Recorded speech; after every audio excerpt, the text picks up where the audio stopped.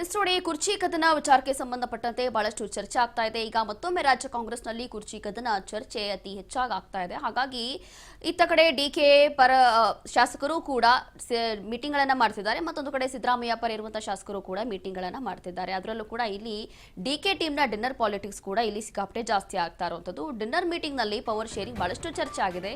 ನಿನ್ನೆಯೂ ಕೂಡ dinner meeting ಮಾಡಲಾಗಿದೆ. CM ಕುರ್ಚಿ ಬಗ್ಗೆ ಶಾಸಕರ ನಡುವೆ ಬಿಸಿ ಬಿಸಿ ಚರ್ಚೆ ಆಗಿದೆ. ಡಿಕೆಶಿ ಪರವಾಗಿ ಬಂಡೆ ಬಣದಿಂದ ಶಕ್ತಿ ಪ್ರದರ್ಶನ ಮಾಡಲಾಗ್ತಾ ಇದೆ. ಅಧಿಕಾರ ಹಂಚಿಕೆಯ ಬಗ್ಗೆಯೂ ಕೂಡ ಸಮಾಲೋಚನೆ ನಡೆದಿದೆ. ಡಿನ್ನರ್ ಮೀಟಿಂಗ್ನಲ್ಲಿ ಸಹಜವಾಗಿಯೇ ರಾಜಕೀಯ ಬಗ್ಗೆ ಚರ್ಚೆ ಆಗುತ್ತೆ. ಇದೀಗ ನಿನ್ನೆಯೂ ಕೂಡ ಇದೇ ಚರ್ಚೆ ಆಗಿದೆ.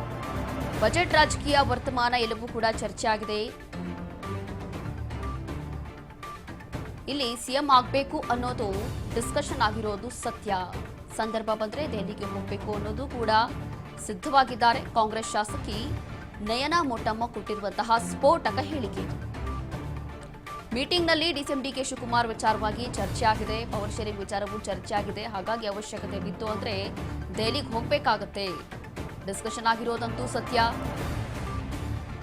ಡಿಕೆ ಸಿಎಂ ಆಗಬೇಕು ಅನ್ನುವಂತಹ ವಿಚಾರ ಚರ್ಚೆ ಆಗಿದೆ. ಹಾಗಾಗಿ ಸಂದರ್ಭ ಬಂದ್ರೆ ದೆಹಲಿಗೆ ಹೋಗಲೇಬೇಕು ಅಂತ ಹೇಳಿ ಇದೀಗ ಕಾಂಗ್ರೆಸ್ ಶಾಸಕಿ ನಯನಾ ಮೋಟಮ್ಮ ಕೊಟ್ಟಿರುವಂತಹ ಹೇಳಿಕೆ.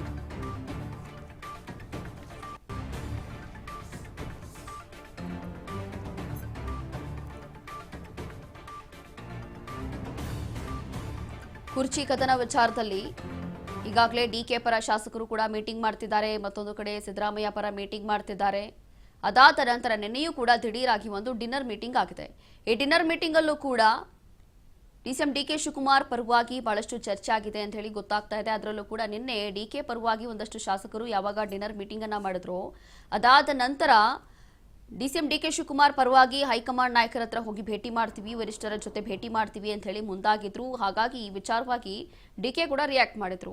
ಬೇಡ, ಅವ್ರ ಪರವಾಗಿ ನಾನು ಹೇಳ್ತೀನಿ ಅಂತಂದ್ರೆ ನನ್ನ ಪರವಾಗಿ ಮಾತನಾಡುವಂತ ಅವಶ್ಯಕತೆ ಸದ್ಯಕ್ಕಿಲ್ಲ, ಬೇಕಾಗಿಲ್ಲ. ಅದೆಲ್ಲವೂ ಕೂಡ ಹೈಕಮಾಂಡ್ ಇದೆ, ಅವ್ರಿಗೆ ಯಾವಾಗ ಅನ್ಸುತ್ತೋ ಅವಾಗ ಮಾಡ್ತಾರೆ, ಅದೆಲ್ಲ ಬೇಡವೇ ಬೇಡ ಅಂತ ಹೇಳಿ ಒಂದು ಕಡೆ ಡಿಸಿಎಂ ಡಿಕೆ ಶಿವಕುಮಾರ್ ಅವರು ಕೊಟ್ಟಿರುವಂತ ಹೇಳಿಕೆ. ಮತ್ತೊಂದು ಕಡೆ ಇಲ್ಲಿ ನಯನಾ ಮೋಟಮ್ಮ ಕೊಟ್ಟಿರುವಂತ ಇದು ಸ್ಫೋಟಕ ಹೇಳಿಕೆ. ಸರ್ಕಾರದ ವಿರುದ್ಧ ಸಿಡಿದಿರುವಂತಹ ಆಶಾ ಕಾರ್ಯಕರ್ತರು ಕುರ್ಚಿ ಕದನ ವಿಚಾರದಲ್ಲಿ ಇದೀಗ ಬಹಳಷ್ಟು ಚರ್ಚೆ ಆಗ್ತಾ ಇದೆ. ಪವರ್ ಶೇರಿಂಗ್ ವಿಚಾರದಲ್ಲೂ ಕೂಡ ಚರ್ಚೆ ಆಗ್ತಾ ಇದೆ. ಹಾಗಾಗಿ ಶಾಸಕರ ನಡುವೆ ಬಿಸಿ ಬಿಸಿ ಚರ್ಚೆ ಆಗಿದೆ ನಿನ್ನೆಯೂ ಕೂಡ.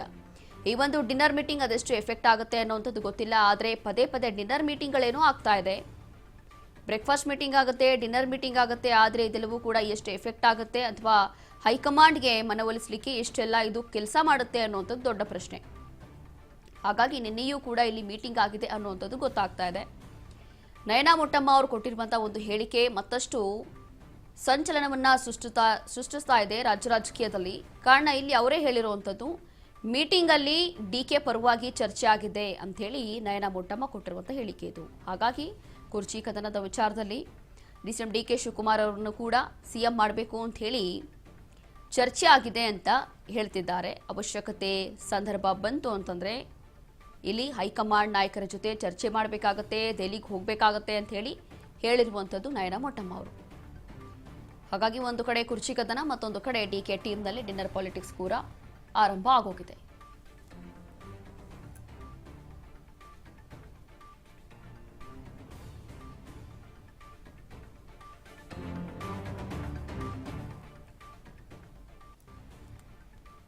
ಡಿಸ್ಕಷನ್ ಆಗಿರೋದು ಸತ್ಯ ಅಂತ ಹೇಳಿದ್ದಾರೆ ನಯನಾ ಮೋಟಮ್ಮ ಅವರು. ಹಾಗಾಗಿ ಇಲ್ಲಿ ನಯನಾ ಮೋಟಮ್ಮ ಅವರು ಬಹುಶಃ ಡಿಕೆ ಪರವಾಗಿದ್ದಾರಾ ಅನ್ನುವಂಥ ಪ್ರಶ್ನೆ ಕೂಡ ಹುಟ್ಟುತ್ತಾ ಇದೆ. ಸಂದರ್ಭ ಬಂತು ಅಂದ್ರೆ ದೆಹಲಿಗೆ ಹೋಗ್ತೀವಿ ಅಂತಿದ್ದಾರೆ. ಮತ್ತಷ್ಟು ಮಾಹಿತಿಯನ್ನ ಕೊಡ್ತಾರೆ ನಮ್ಮ ಪ್ರತಿನಿಧಿ ಬಸವರಾಜ್ ಹುಗಾರ್. ಬಸವರಾಜ್, ಇಲ್ಲಿ ಯಾರೆಲ್ಲ ಡಿಕೆ ಪರವಾಗಿದ್ದಾರೆ, ಯಾರೆಲ್ಲ ಸಿಎಂ ಪರವಾಗಿದ್ದಾರೆ ಅನ್ನುವಂಥದ್ದು ಈಗಲೂ ಕೂಡ ಕನ್ಫ್ಯೂಷನ್ ಇದೆ. ಇದರ ನಡುವೆ ಇಲ್ಲಿ ನಯನಾ ಮೋಟಮ್ಮ ಅವರು ಕೊಟ್ಟಿರುವಂತಹ ಹೇಳಿಕೆ ಎಲ್ಲೋ ಒಂದು ರೀತಿಯಾಗಿ ಡಿಸಿಎಂ ಡಿಕೆ ಶಿವಕುಮಾರ್ ಪರವಾಗಿ ಇದೆ ಅಂತ ಅನಿಸ್ತಾ ಇದೆ. ಹಾಗಾಗಿ ನಿಜವಾಗ್ಲೂ ಇದು ಎಫೆಕ್ಟ್ ಆಗುತ್ತಾ ಅಂತ?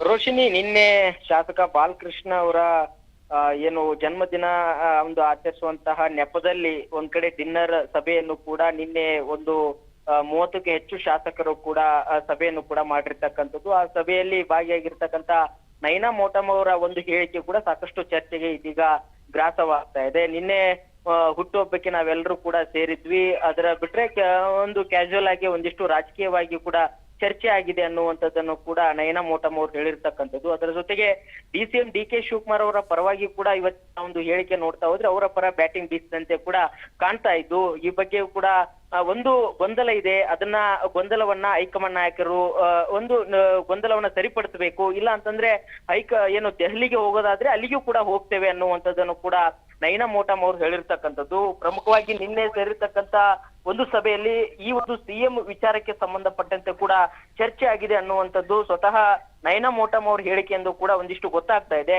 ಹಾಗಾಗಿ ಈ CM ವಿಚಾರಕ್ಕೆ ಸಂಬಂಧಪಟ್ಟಂತೆ DK ಶಿವಕುಮಾರ್ ಅವರು CM ಮಾಡ್ಲಿಕ್ಕೆ ಏನೆಲ್ಲ